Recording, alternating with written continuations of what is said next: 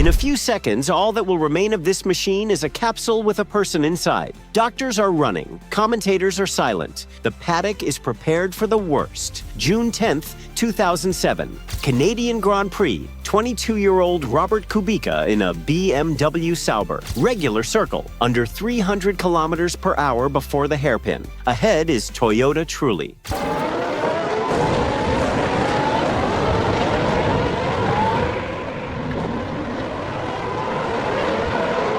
75 grams. A body weighing 70 kilograms weighs more than 5 tons at the moment of impact. The car falls to pieces. The capsule is intact. Everyone expected tragedy or serious injuries. And Kubica has a slight concussion and a sprained ankle. All. But the story doesn't end there. The team skips one race and puts an unknown debutant in his place, Sebastian Vettel. And a year later, Kubica returns to the same track and wins.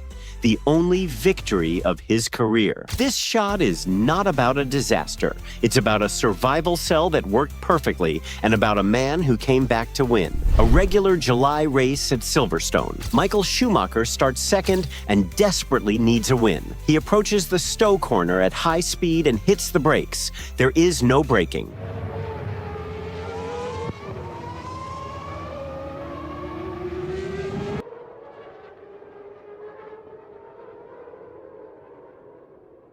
The front wheels are locked, the rear wheels are spinning. The car flies into the gravel at a speed of over 200. The right front wheel opens up the cockpit. Schumacher has a broken right tibia. The first thing he says to doctors with a broken leg, "Call Todt. The brakes failed. Check the second car." It turned out that during assembly, they simply did not tighten the rear brake bleeder fitting. One missing piece against the two-time world champion. Schumacher misses 6 races. The season is essentially over for him. But this breakdown changes everything. Irvine leads Ferrari in the fight for the title. Salo gives him the victory by order of the team. As a result, Ferrari takes the Constructors' Championship for the first time in 16 years. It was not the driver or the engine that lost the 1999 title. It was lost by a fitting that they forgot to tighten. Now you will see the accident at 313 kilometers per hour. Through the eyes of the pilot, he will get out on his own, smiles for the cameras. The doctors will let him go home, and that would be a mistake, because the real story of this accident will end only in 11 days. On a tomograph, Melbourne, first race of the 2016 season. Two-time world champion Fernando Alonso is 19th. His McLaren Honda is one of the worst cars in the peloton. Circle 17. In front of him is Esteban Gutierrez's Haas. Alonso hides in the airbag until the last. Speed, 313 kilometers per hour.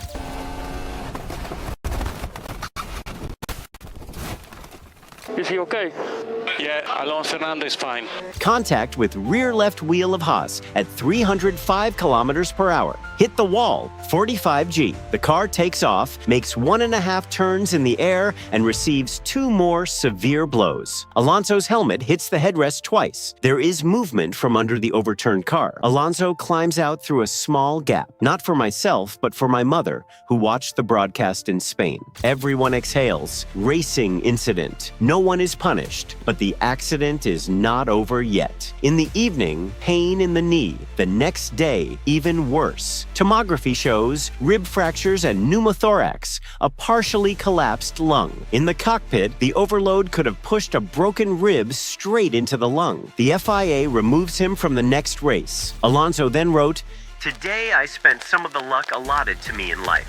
Judging by the fact that he is still on the starting grid, he didn't spend it all. Melbourne, March 2002. First race of the season, first start, first turn. On pole is Rubens Barrichello in a Ferrari. Right behind him is 26-year-old, 3-time Grand Prix winner Ralf Schumacher. There are 300 straight meters between them, and one mistake that no one has ever made. Look away from the traffic light. Look at the rear wheels of the Ferrari.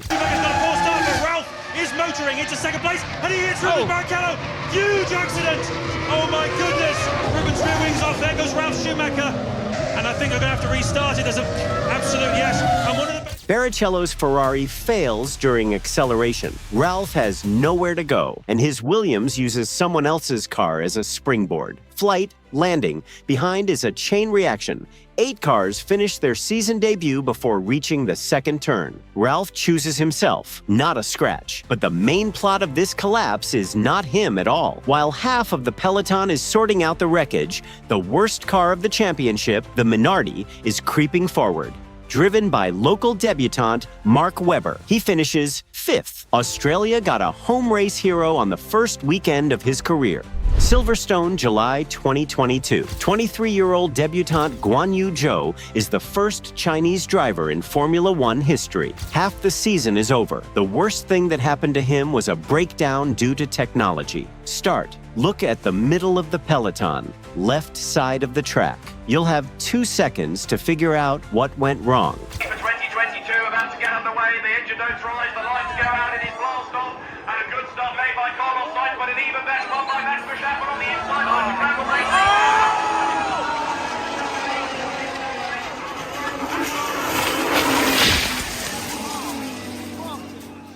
George Russell's Mercedes is clamped on both sides, and he catches Zhou's wheel. The car flips over, slides upside down through the gravel, over the wall of tires, and gets stuck between the barrier and the net. The main roll bar above the head was cut off in the first meters of sliding. He was saved by another detail, a titanium halo above the cockpit, a system that, when introduced, was booed by both pilots and fans. Ugly, not in the spirit of Formula One. Zhou got out without a single fracture. 7 days later, he took off in Austria.